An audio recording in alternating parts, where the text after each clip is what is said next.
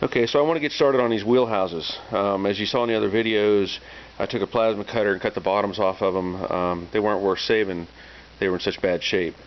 With that, I went to Mustangs Unlimited and I bought the inner and outer assembly, left and right, as you can see here.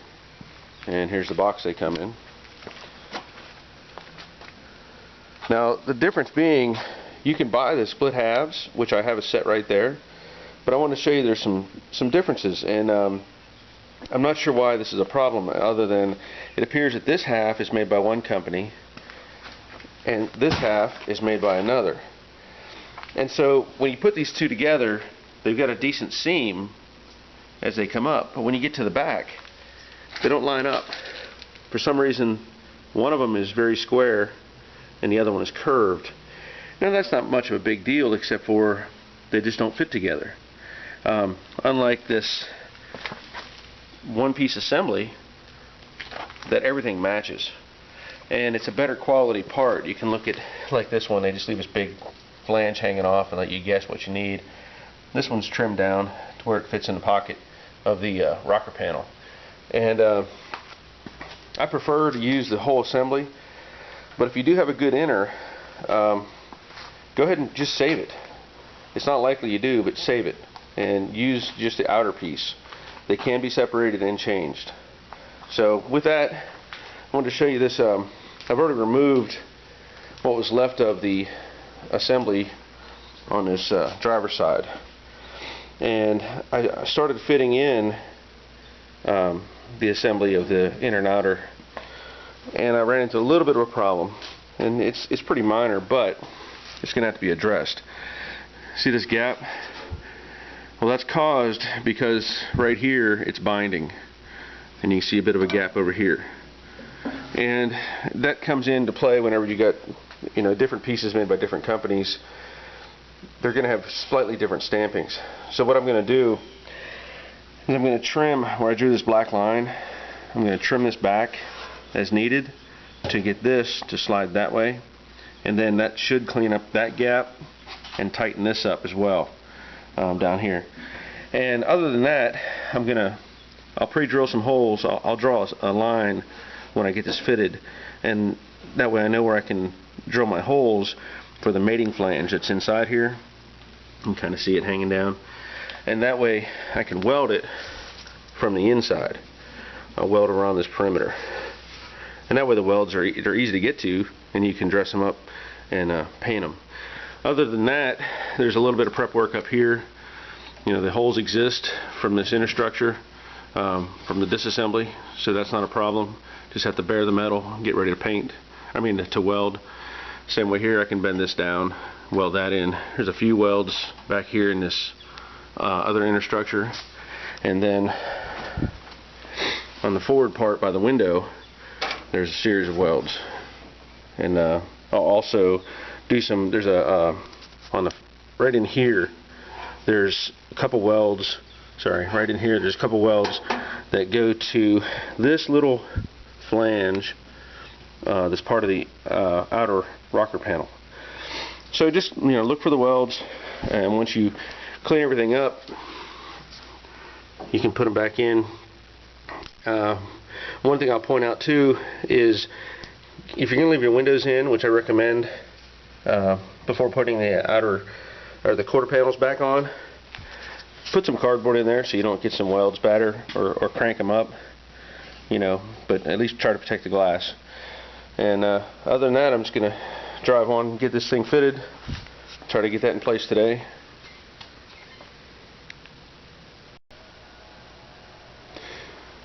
Well, I made the cuts that I talked about, trim that back a little bit, and you can see now this fits a whole lot better in that pocket. And what I'll do is I'll trim off the fat side of this where the marks are, and I'll weld that back in so that we have a flange to put the spot welds back in. But as I'm doing this, it would be a mistake if I welded everything in place and didn't bother to check the quarter panel. So I went ahead and cut off this little bit of a flange that was here. And just a heads up on these quarter panels. If you look, it's hard to see. I don't know if I can actually show you or not, but up underneath here, this is the overlap in this area right here. I know it's hard to see. On these Mustangs, the roof panel meets the quarter down here at the bottom. That's why to get a full quarter, you'll have this flange right here. And I've done these before, and I'll recommend that you don't try to put that flange up underneath the roof.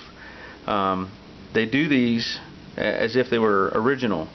The problem is you can't put that flange up under the roof because the roof is designed to come down over the top of that. So what I'm going to do is trim this off so that it will basically be a butt weld and it'll match up to this radius. Now I'll still have to grind out some stuff here. There's going to be some lead on this seam, but if you can understand what I'm saying, this quarter is supposed to go under this roof, and there's no way to rotate the assembly up underneath that. I mean, you could probably do it, but it's gonna make a mess and be ugly. So leave the factory seam alone and just come back and do it like a butt weld. And from there, you know, check the radius where it meets the wheelhouse, make sure that fits good. And one other thing I'll show to you on this jam right here, down in the corner you see this little flange that's hanging back that way. Well, on the quarter panel, it has a flange that mates. You see these little spot welds? That's where the original quarter sat on top of this. The problem is where that little flange is, right here, that'll interfere with the quarter panel down in that corner. And I've got to cut that off. It's hard to see, but I've cut that off to make clearance. And then that flange down there, I had to hammer it up a little bit so that it had a gap underneath it, because the rocker panel isn't square. If you come back here to the back of the car, you'll see the shape of the rocker panel. It actually angles back up right there based on a square. So when you do that, you have to kind of compensate and test fit to make the quarter panel fit the car. But once the wheelhouse is established and the quarter panel fits securely, then you can go ahead and weld the thing in and progress on from there. Okay, there's the quarter panel mocked in place. It fits pretty good, and these panels are pretty decent. You know, I've got there's a little bit of a gap right here, but that's no big deal because when I clamp it underneath, I can weld it. There's also, you can barely see, I drilled holes there, and what I'll end up doing is coming in from the backside up there and welding those holes. Otherwise, you know, it fits pretty well. You can see I got my gap real close on the roof panel, and there's still, you know, fitment. It's just mocked up in place to make sure that it's going to be close.